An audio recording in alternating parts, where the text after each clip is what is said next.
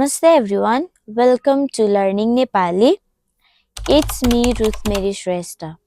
In our previous lessons, we have learned how to form a Nepali letter and also we have learned how to read Nepali letter. In this lesson, I will read one text in Nepali and together we will learn the vocabularies and sentences from the text. When I read the paragraph in Nepali, you can also see the English translation in the screen so that you can understand more easily. तिनको नाम meme हो. हामी तिनलाई दिदी भन्छौं. तिनी हामीलाई घरको काममा मद्दत गर्छिन्. तिनी बिहान 9 बजे हाम्रो घरमा आउँछिन्. तिनी सधैँ आउँदिनन्. तिनी हप्तामा 5 दिन आउँछिन्. हाम्रो घरमा आएपछि तिनी कोठामा कुचो लगाउँछिन्. तिनी घरको भुइँ पुछेर सफा गर्छिन्. तिनी लुगा धुन्छिन्. तिनी छोराछोरीको हेरविचार पनि गर्छिन्. त्यसपछि तिनी हातमुख राम्रोसँग धोएर तरकारी धुन्छिन्. तिनी चामल केलाउँछिन्. तिनी मिठो दाल भात पकाउँछिन्. हामी दिउँसो 1 बजे खाना खान्छौं. हामी दाल भात सँग उमालेको पानी खान्छौं. मेरो श्रीमानलाई दाल भात एकदम मन पर्छ. उहाँलाई मात्र होइन मलाई पनि दाल भात मन पर्छ. हामी दाल भात मात्र होइन रोटी तरकारी पनि खान्छौं. दिदी खाना खाएपछि भाँडा माझ्छिन्. तिनी कोठा सफा गर्छिन् र सुकेको लुगामा इस्त्री गर्छिन्. तिनी कहिलेकाहीँ झ्यालका ऐनाहरू पुच्छिन्. शनिबार र आइतबार दिदी आउँदिनन्. ती दिनहरूमा हामी धेरै काम गर्छौं. अलि काम मेरा श्रीमान गर्नुहुन्छ र अलि काम म गर्छु.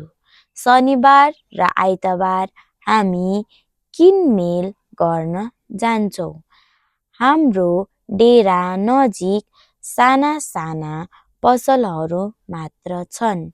त्यसकारण हामी शहरमा गएर फलफुल र अरू धेरै चीजबीज किन्छौं. शहरमा राम्रा सस्ता महँगा चीजबीजहरू पाइन्छन्. हिजो दिदी आइनन् त्यसकारण हामीले घरको काम गर्यौं. हामीले विदेशी खाना पकायौं. हामीले दाल भात पकाएनौं. मेरो श्रीमान नेपाली सिक्न जानुभयो तर म सिक्न गइन. मैले छोराछोरीको हेरविचार गरे. स्कुलबाट आएर श्रीमानले मलाई खाना पकाउन मद्दत गर्नुभयो.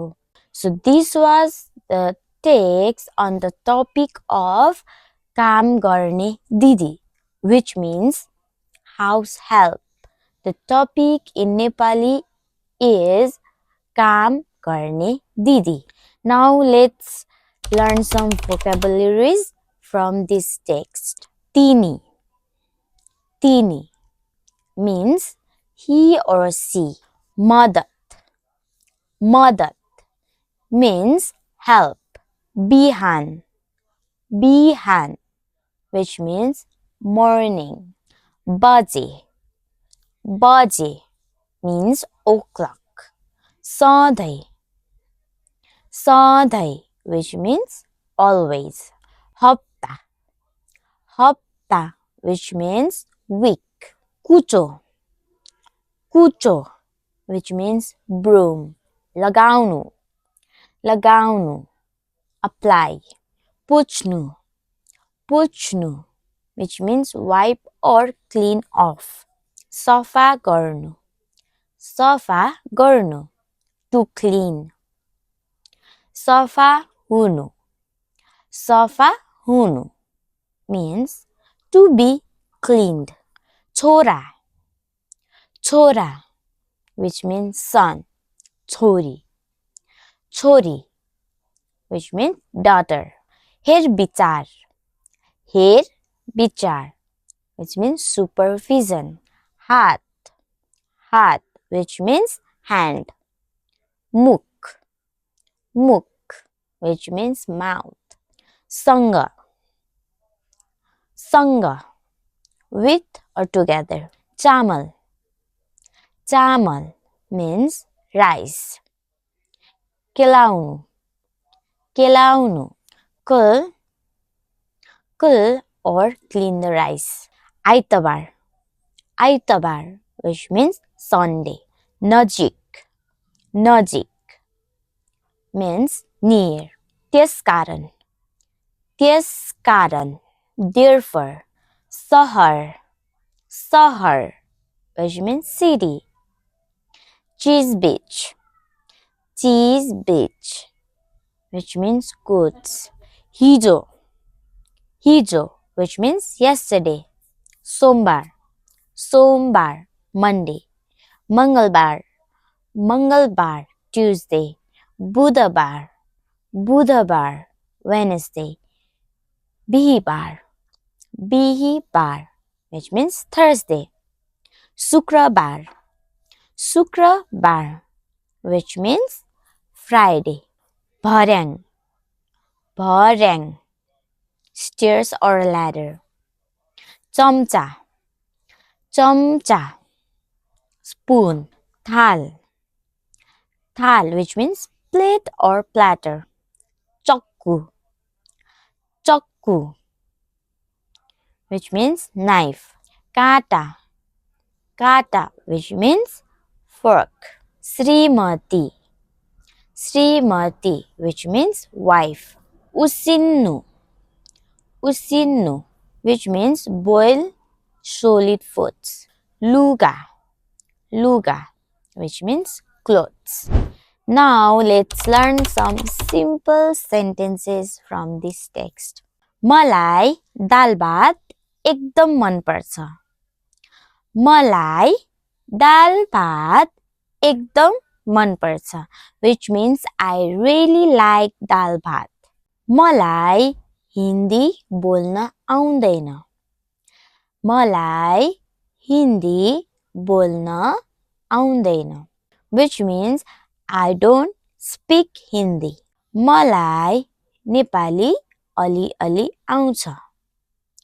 मलाई नेपाली अलि-अलि आउँछ, which means I speak a little Nepali. म 1:30 बजे जान्छु. म 1:30 बजे जान्छु, which means I am going at 1:30. म 1:15 बजे जान्छु. म 1:15 बजे जान्छु, which means I am going at 1:15. म 1:45 बजे जान्छु. म 1:45 बजे जान्छु, which means I am going at 1:45. कति बज्यो? कति बज्यो? Which means what time is it? 3 बज्यो. 3 बज्यो, which means it's 3 o'clock. So this was the end of our today's lesson. I read the text in Nepali and we learned some vocabularies and sentences together. And if you want to make your reading more perfect, you can pause the video or repeat the video and practice the reading again and again. So if you find this video helpful, don't forget to like, share and subscribe to our YouTube channel Learning Nepali for more Nepali lessons. So thank you for watching and until next time, धन्यवाद.